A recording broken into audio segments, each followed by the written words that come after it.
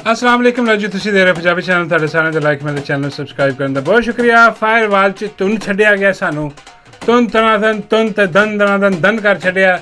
ਇਸ ਕਰਕੇ ਸਬਸਕ੍ਰਾਈਬ ਜ਼ਰਾ ਖਿੱਚ ਕੇ ਰੱਖੋ, ਲਾਈਕ ਕਮੈਂਟ ਸ਼ੇਅਰ ਵੀ ਖਿੱਚ ਕੇ ਰੱਖੋ। ਇਹ ਖੱਪਾ ਖੁੱਪਾ ਕੋਈ ਪਾਣਾ ਪੈਣਾ ਵਾਲ ਦੇ ਵਿੱਚ। ਹਾਂਜੀ ਉਤੋਂ ਉਹ ਜਿਹੜੇ ਹਜ਼ਰਤ ਨੇ ਉਹ PTA ਵਾਲੇ ਉਹ ਕਹਿ ਰਹੇ ਨੇ ਕਿ ਜੀ ਅਸੀਂ ਸਾਰੇ ਪਾਕਿਸਤਾਨ ਦੇ ਵਿੱਚ VPN ਵੀ ਤੰਨ ਕੇ ਰੱਖ ਦਿਆਂਗੇ।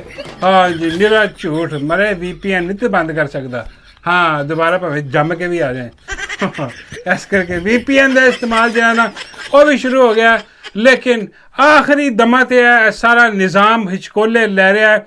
इमरान खान डटिया खड़ा है, जेड़े बकवास करन दे सी बैठे क्यों जी इमरान खान ते जी माफ़ी तरलियां ते आ गया। आज खान ने क्या हो माफ़ी मंगो तुसी ताड़ी भैन दी सिरे।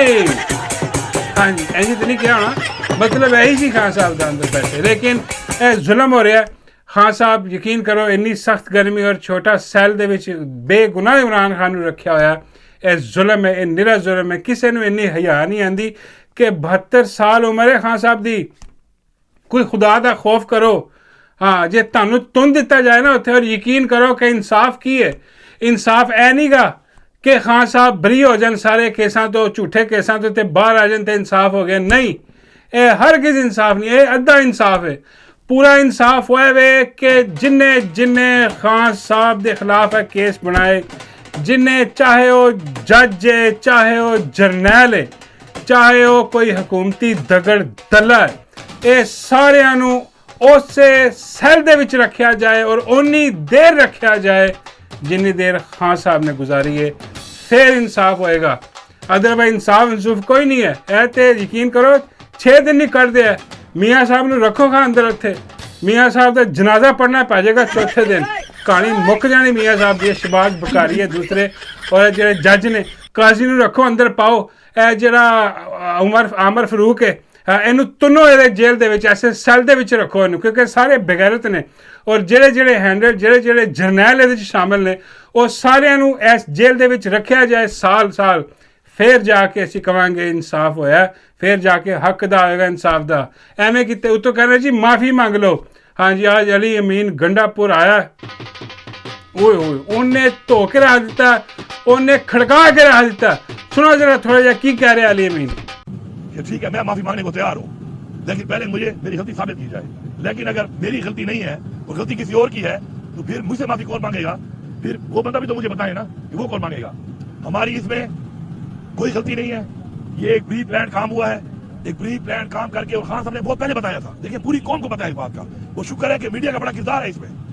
इमरान खान ने बहुत पहले बताया था कि मेरे पे हमला कराया जाएगा, उसको रंग दिया जाएगा मजहबी इंतहा पसंदी का, फिर मेरी पार्टी खत्म की जाएगी, मेरी पार्टी के लोगों को उठाया जाएगा, मेरी पार्टी को तोड़ा जाएगा। तो स्टेप बाय स्टेप वो सारी चीजें वैसे ही हुई हैं, वो सीरीज ऑफ इवेंट्स। तो ये पूरी कौम जानती है। अब आगे बढ़ना है अगर, तो आगे बढ़ने के लिए ये बात कि मैं अपनी अना बना लूं कि गलती आपकी हो और मैं आपसे कहूं कि माफी मैं मांगूंगा, ऐसा भी नहीं हो सकता।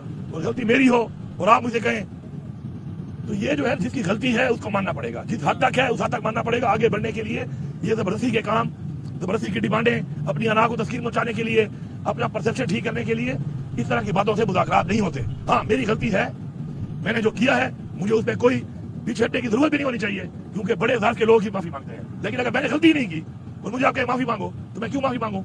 चले आप आ जाए, बैठ जाए, आप मेरी गलती साबित कर लें।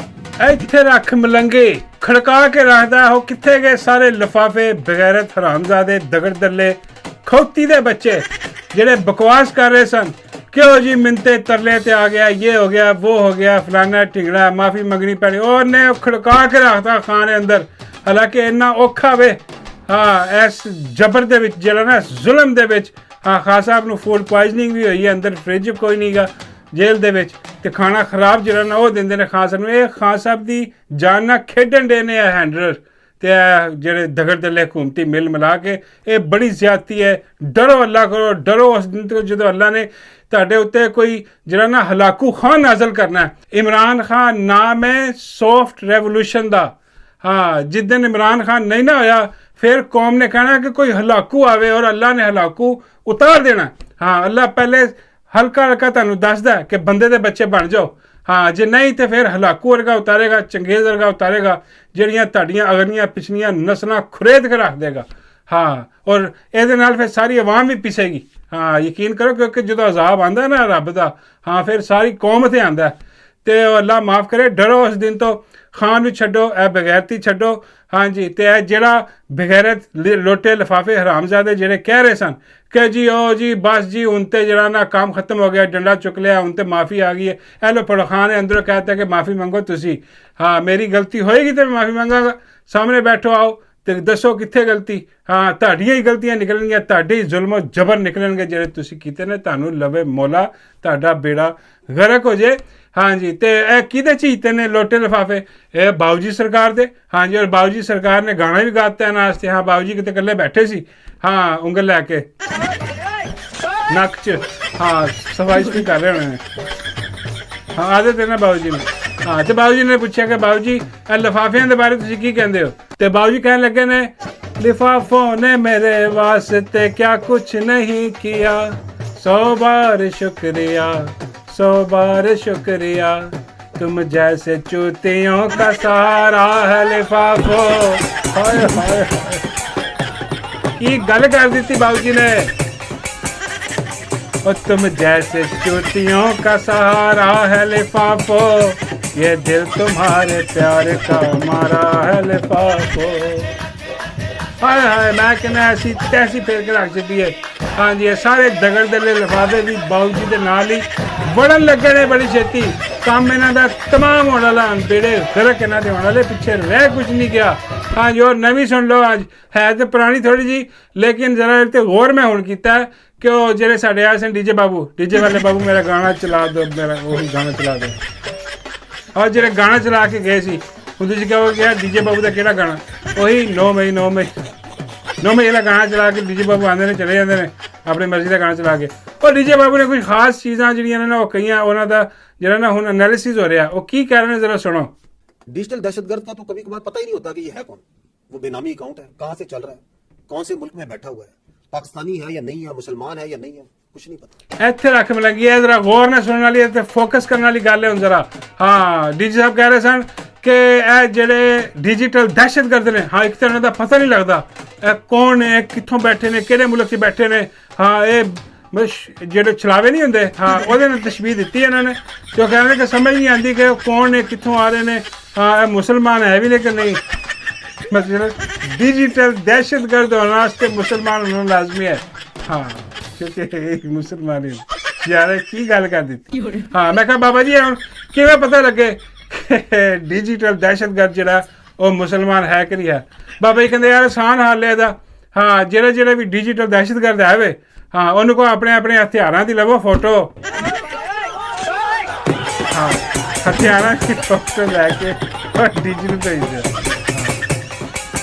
हर डीजी ने डीजी साहब चेक करो ध्यान देख के मुसलमान है कि है। हाँ जे तो मुसलमान है हाँ फिर तो तसल्ली हो जाएगी डीजी नूं कि चलो कोई नहीं बंदे अपने ही ने। हाँ तो जे कोई हाँ काम खराब हो गया दूजी तस्वीर वाला तो फिर प्रॉब्लम आएगी। बाबे कहते मैंने बड़ी उम्मीद है हाँ सारे मुसलमान ने हाँ हाँ मुसलमानों ने बैंड बजाइए ता कहते ने आके कि चेक करो। बाबे कहते आसान फार्मूला है वे। हाँ मैं कहा बाबा जी सब तो पहले तो तुसी भेजो ना डिजिटल दहशतगर्द हो। हाँ बाबा जी कहते नहीं, बाबा जी कहते नहीं मेरे चेक करना ना हाँ वो फिर डीजी नहीं कर सकता मैंने चेक। मैं बाबा जी तुहानू कौन चेक कर सकता।